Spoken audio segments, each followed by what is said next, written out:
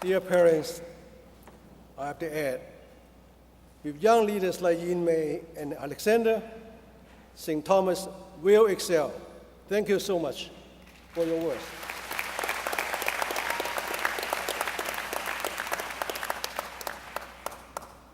In awarding doctoral degrees, honoris causa, St. Thomas University recognizes our recipient as deserving of respect and honor for the life he has led.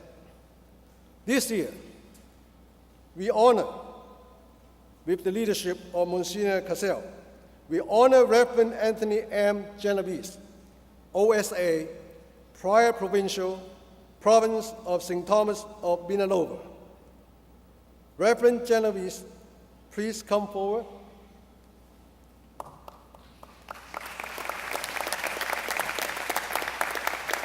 I also will invite Reverend James McDougall, OSA, to join him in the podium. Many of you know Reverend McDougall is a wonderful professor for many years. Thank you.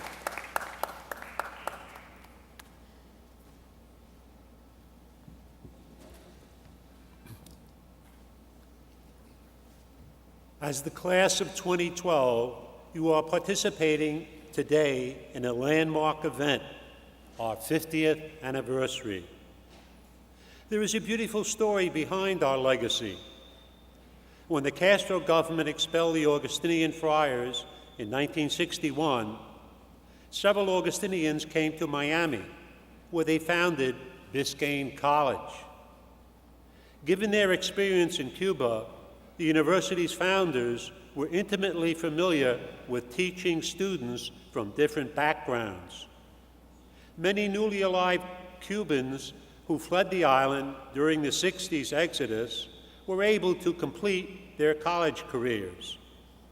Later, when the university status was attained, the name of the institution was changed to St. Thomas University to reflect its Cuban heritage. In 1988, the university was conferred the distinction of being the only Catholic university sponsored by an archdiocese in the state of Florida. Born in New York, Father Mickey, as he's always been known, graduated from Villanova University in Pennsylvania in 1970. And after pursuing theological studies at the Washington Theological Union, you were ordained to the priesthood in Philadelphia in 1974. As the pastor of various parishes, you directed youth activity, coordinated religious education, and became actively engaged in the community boards, advocating especially for senior citizens. In 1986, you were appointed the pastor of St. Thomas of Villanova Parish in Villanova, Pennsylvania. There you established a joint committee with the university to renovate the campus church, launching the Share the Vision capital campaign to raise $1 million to fund the church renovation completed in 1993. You preached at parish renewals and workshops around the United States with the theme, Believe the Good News, We Are Loved. Then in 2006, you were appointed prior of the St. Thomas of Villanova Monastery on the campus of Villanova University and were placed in charge of the health care of the elderly and infirm friars of the province. In 2010, you were elected to the office of Prior Provincial of the province of St. Thomas of Villanova. Since then, you have continued your call to service in the province, bringing a wealth of life experience and dedication to the Augustinian way of life, a spirit of compassion and passionate commitment to service and priestly ministry. You and your friars have brought great honor to our school, and so we honor you and them with the conferral of this degree.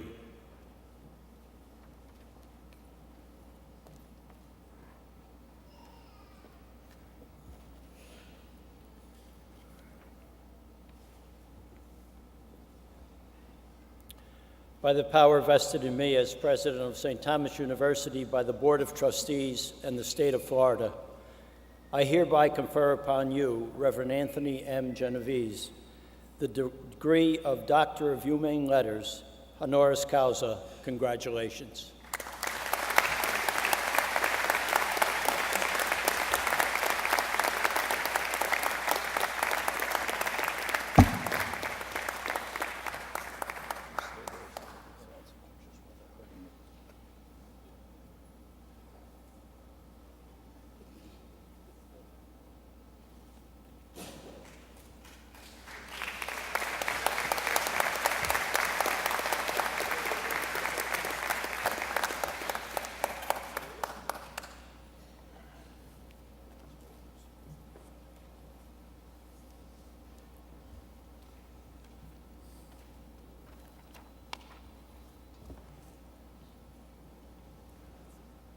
The man who walked over there with the honorary degree is a man who's been here for 43 years.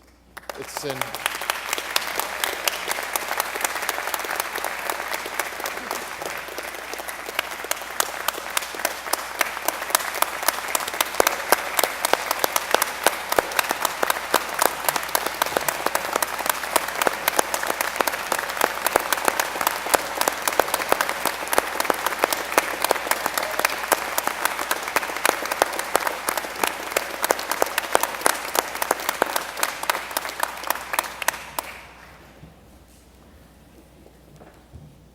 Monsignor, Father Pat, but I knew him as Pat for many years, members of the board, trustees, ones many of I just met, faculty, staff, honored guests. That's what you are as parents and friends, honored guests. And of course, the class of 2012. Bless you.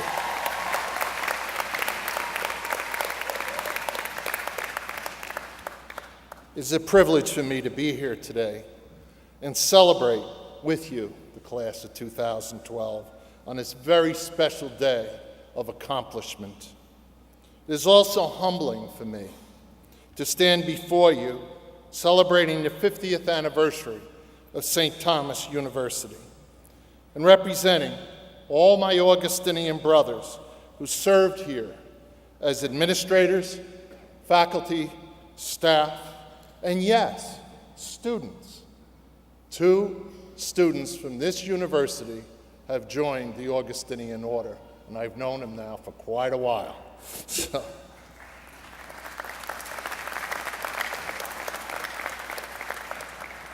In a few minutes, Monsignor, in the name of the university, will also grant you a degree in your chosen field.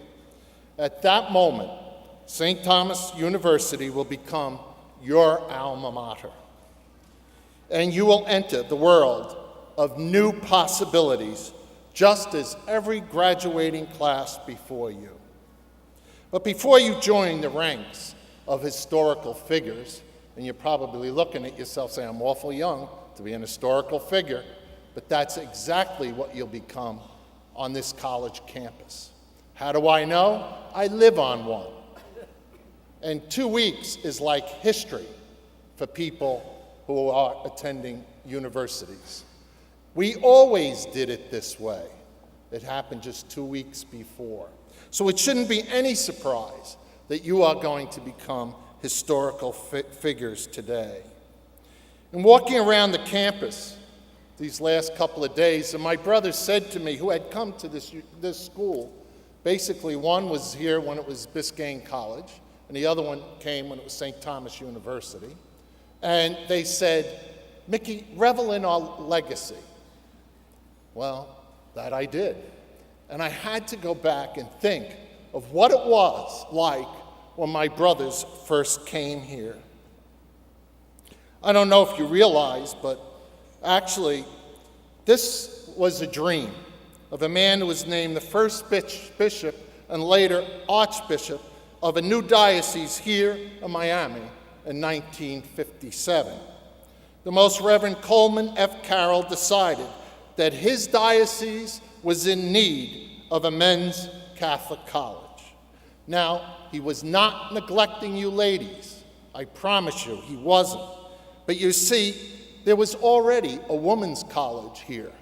It's called Barry College. You see, the sisters were a little ahead of the guys. What else is new?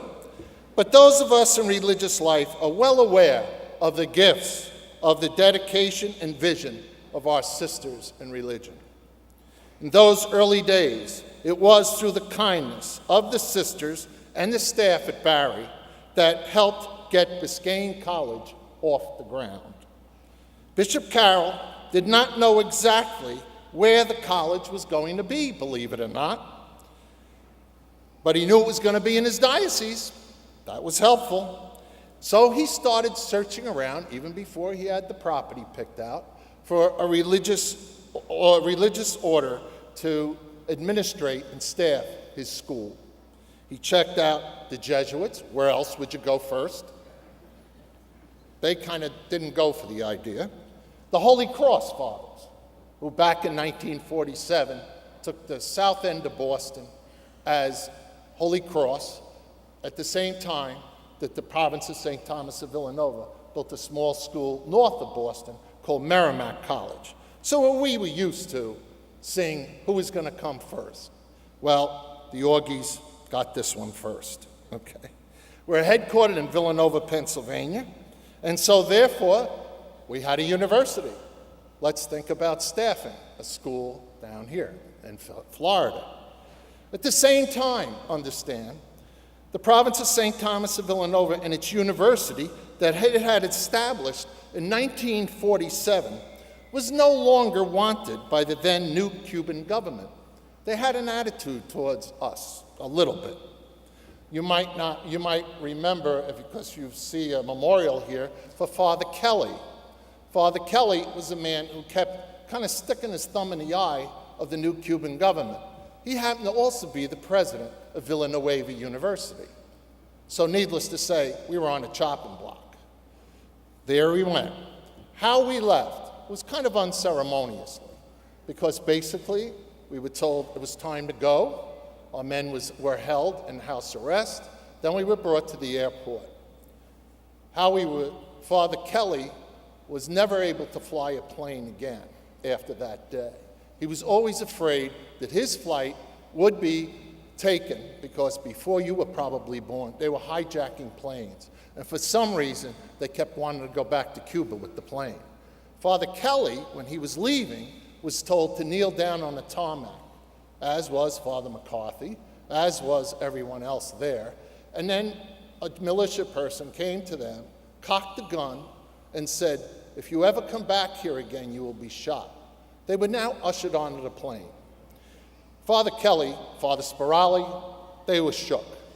If you know, your first president was Father Edward McCarthy. Father McCarthy was the most jovial man you'd ever want to meet. Great president. Probably only second to the one you have right now. I mean, I think he's pretty good, Monsignor, you know? Little known that he was my cousin's pastor up in Newark Archdiocese when he was a young Monsignor. He was my cousin's pastor, so we do have relationships here. We're both paisans, too. That helps, okay? So anyway, Father McCarthy, because our order did say, "We'll staff your college, Bishop," Father McCarthy was flown out. He was out of a job. He was the Vice President of Academic Affairs. He was out of a job all of the time it took him to fly from Havana to land here in Miami. The then provincial greeted Father McCarthy off the plane. "Welcome, Father McCarthy, welcome home." Hugged him, they got in a cab. "Oh, by the way, you are now the president of a college we don't know the name of, and we don't know exactly where it will be, except it's in Florida. You're staying." You are being invited into the world of new possibilities. Understand something. If you take this task, as Mr. Jackson said, if you accept this mission, you have to realize that in grasping new possibilities, there'll be two emotions going on within you. He also slightly mentioned this in his talk. One of the emissions will be the excitement, just like you are today, excited to start your new life, right? There's that emotion. But the other emotion will be fear. It will be there because you don't know exactly how this is all going to work out. Ms. Casado, she'll be working with married couples. You won't have a clue how that's going to work out, will you? No, because no one thinks the same. We're all different, aren't we? You got it, and I'm sure you'll be successful too. But isn't that so? And it was amazing because so often we think it's all planned out and we get shook when it's all taken away. That was the man was chosen here to be first president.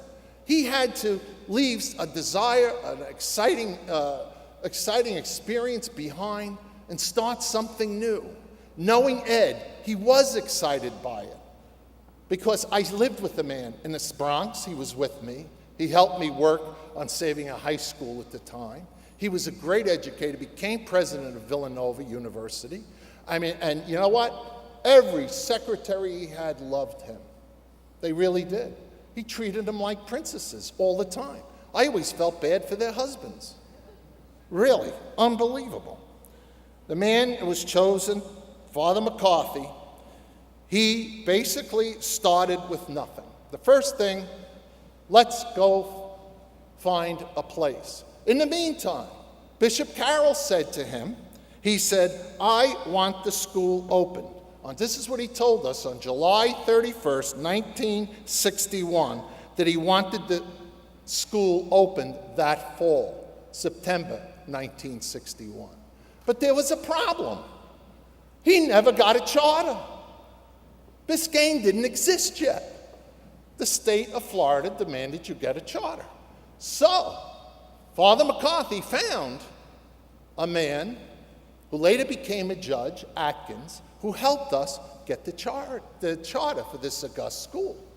Second thing, where are we going to put the school? The diocese had 2 pieces of property. This was one of them. He came to see it. He told me it was woods covered with junk. It was a junkyard for the neighborhood. Amazing. If you had an old sink, throw it over there on the diocese property. If you had an old car and you couldn't trade it in, strip it down, put it on the property. Whatever you had. How about refrigerators? How about ovens? They had it all. The only problem, he couldn't sell it. So this was the property that he chose. Look around today and think, what do you have now? Think about it. But he saw the possibilities. He saw the new possibilities that could happen. And he was open to them. And all he had to have is Father Sullivan, who came up with him from Cuba. Lo and behold, the 2 of them, there they were. They lived in a rectory for a little while, then they had a house right across the way, which is right down the street. Well, they looked around the property. Then they were building, there's a road here called the Palmetto, isn't there? Well, guess what? It wasn't built yet. They were just putting it down here. And lo and behold, what was there? There was a contractor, a man named Capoletti, I believe it was. And what did he want? He wanted someplace to park his heavy machinery for the Palmetto. Aha! Here comes McCarthy to the rescue. He offered him a parking space, but he didn't want money. What he wanted him to do was clear this property. Truth be told, we didn't have any money to clear the property. Your Mary Kennedy Hall wasn't here yet. So what do we have? An empty lot.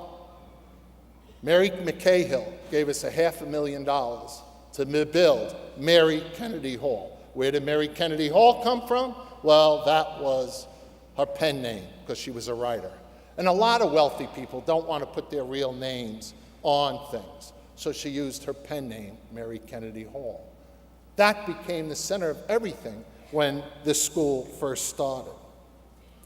Our first 2 employees, one was an Adrian Robertson, and a few days later, or minutes later, I cannot get the story straight, a Norma Ocon. They were hired. but only as part-timers in January 1962. You know why? No money.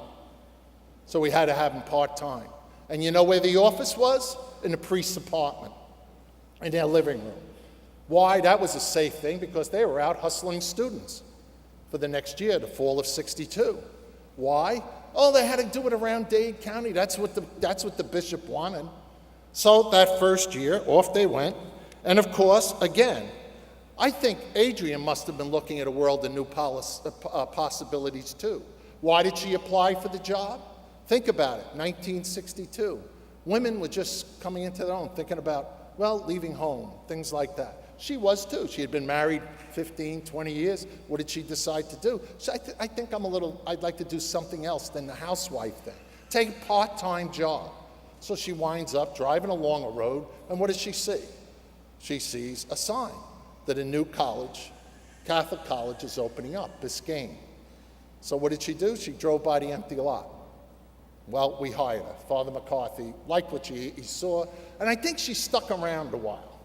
So did Norma Ocon, because I read a little pamphlet that said, and you were there, Pat, it was there, you gave them a service award in 1981.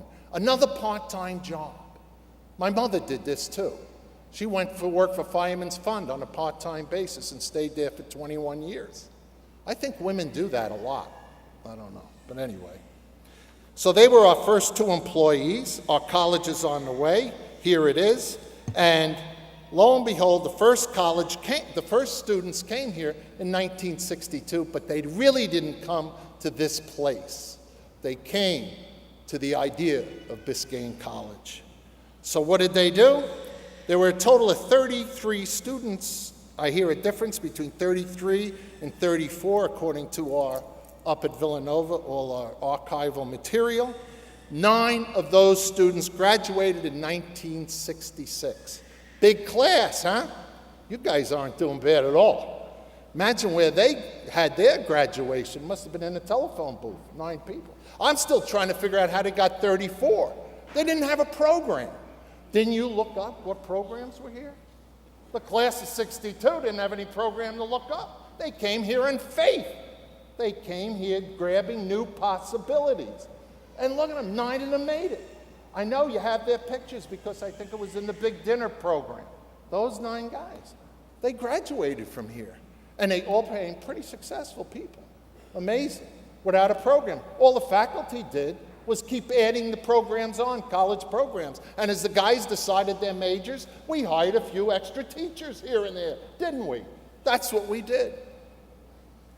Amazing. Mr. Conley's been here a long time, too. He writes me notes. He doesn't believe I read my mail, but I do, you know. Oh, we might not all be here, but our hearts are here. Our hearts are here at St. Thomas University. The first students, what did they do? Barry College came to the rescue again, because all the guys lived in a hotel on the beach on Collins Avenue. I don't know what the name of it was. I can't find it out. So every day they took a bus ride. These students took a bus ride to Barry College.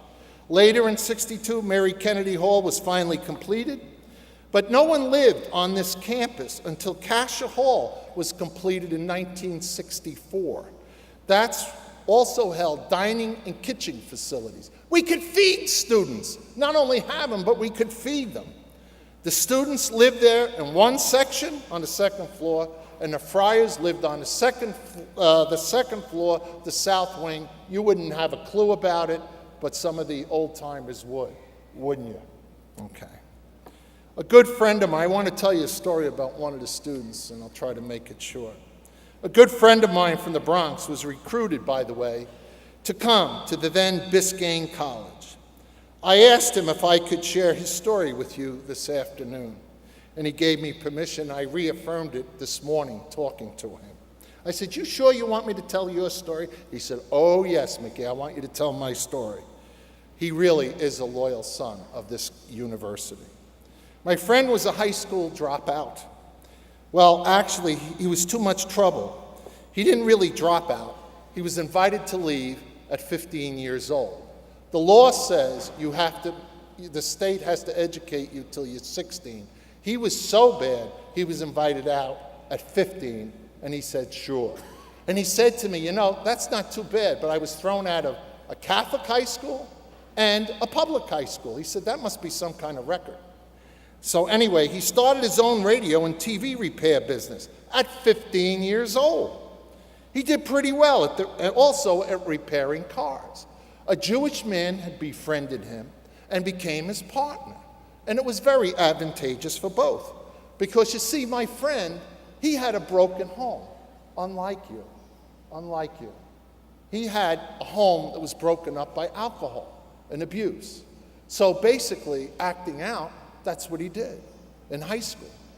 But this man took him under his wing, and they were together for about 5 years. And my friend decided, I think I'd like to go back and finish school.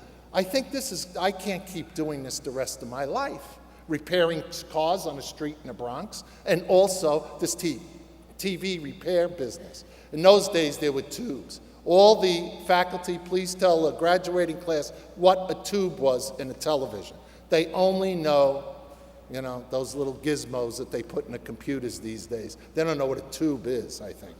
But basically, there it was. So he went back to school, to the shock of everybody in his old high school. He had to swear a blood oath to try his best and not to be a disruption in the school, which he did.